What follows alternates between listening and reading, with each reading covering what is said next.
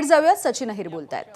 राहिलेले म्हणजे अजूनही जे लढाचा आणि संघर्षाचा विचार त्यांनी सोडलं नाही हे याच्यातून स्पष्ट होतं. जसं मी अगोदर सकाळी सांगितल्याप्रमाणे की आमच्याबरोबर आले असते तरी देखील आनंद आहे. अर्थात ते कुठच्या पक्ष सोडून बिडून नाही, कारण शेवटी पुणे शहराचा आणि पिंपरी चिंचवड शहरामध्ये त्यांची जी भूमिका होती ती भूमिका आमची पहिल्या दिवशीपासूनच होती आणि पहिल्या दिवसापासूनच आम्ही ही भूमिका मांडली होती की बा या बाबतीत काही जरी झालं तरी देखील जी संघर्ष राज्यभर आम्ही करतो त्यात कुठच्याही प्रकारे एका नगरपालिका आणि महानगरपालिकामध्ये अशा पद्धतीने तडजोड होता कामा नये ही भूमिका आमची त्यांना अगोदरच आम्ही सांगितली होती आणि त्या दृष्टिकोनातून त्यांनी जो घेतलेला निर्णय आहे तो समविचाराच्या लोकांबरोबर ते राहिलेले आहेत. या गोष्टीचा आम्हाला आनंद आहे.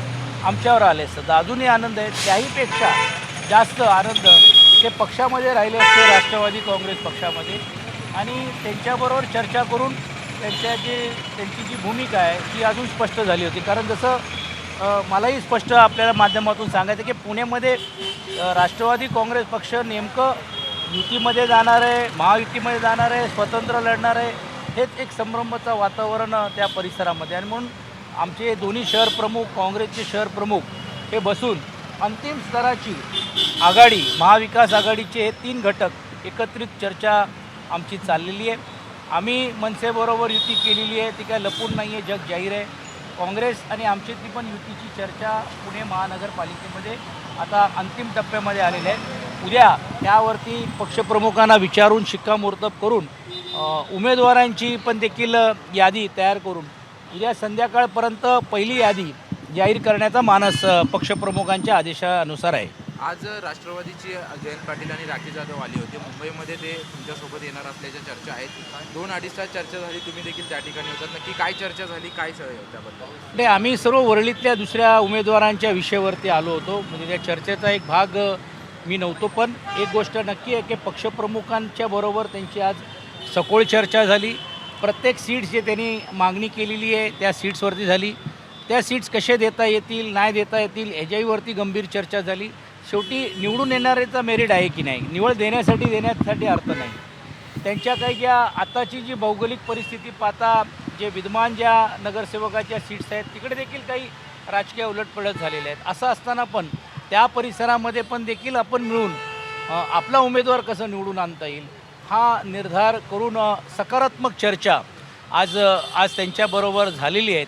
अंतिम निर्णय त्यांच्याकडनं पवारसाहेब, अंतिम निर्णय आदरणीय उद्धवजी स्वतः त्या बैठकीमध्ये असल्यामुळे त्यांच्या स्तरावर पण चर्चा झाली. अनिल परबजी, वरुण सरदेसाईजी, सूरजजी, ही सर्व मंडळी आम्ही सर्वजण तिकडेमध्ये होतो आणि त्या माध्यमातून ही सकारात्मक बैठक झाली. एक वॉर्डामध्ये त्यांच्यावर झालेली आहेत. पण जसं तुम्ही म्हटल्याप्रमाणे की स्थानिक स्तरावरती एक भूमिका आणि इकडे एक वेगळी भूमिका असं न होता मुंबई शहरामधली त्यांची भूमिका कशा पद्धतीने आपल्याला घ्यायची ते पक्षाच्या स्तरावरती चर्चा करून अंतिम निर्णय लवकरात लवकर होण्याची शक्यता सोबत असणार की काँग्रेस सोबत जाणार? कारण एक शिष्टमंडळ तिकडे पण भेटतं. नाही, आता बघा, आज आमच्याकडे जे आलेलं शिष्टमंडळ हा माजी प्रदेशाध्यक्ष, एक ज्येष्ठ पक्षाचे नेते आणि मुंबई शहराचे अध्यक्ष त्यांच्यावर आलेलं आहे. आता दुसरा शिष्टमंडळ कुठे गेलं, काय गेलं हे आम्हाला काय माहिती नाही आहे.